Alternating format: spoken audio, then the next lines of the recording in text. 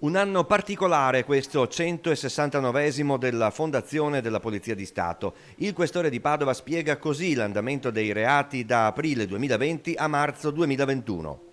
Siamo stati impegnati soprattutto nel settore della violenza di genere, violenza contro le donne vittime di violenza, conflitti familiari. Riguardanti i conflitti familiari sono stati più interventi su questo settore rispetto ai reati contro il patrimonio.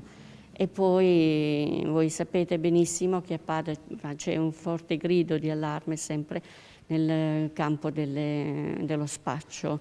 Sequestrati 33 kg di eroina, oltre 24 kg di cannabinoidi e quasi 3 di cocaina.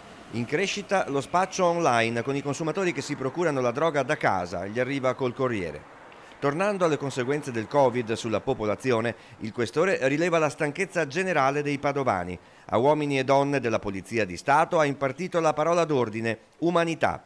Sì, stiamo avvertendo una forte stanchezza da parte dei cittadini, rivolta ovviamente a queste restrizioni, la limitazione delle libertà personali, libertà di poter lavorare, di poter manifestare, di essere presenti sul territorio, stanno insomma, aumentando questi disagi.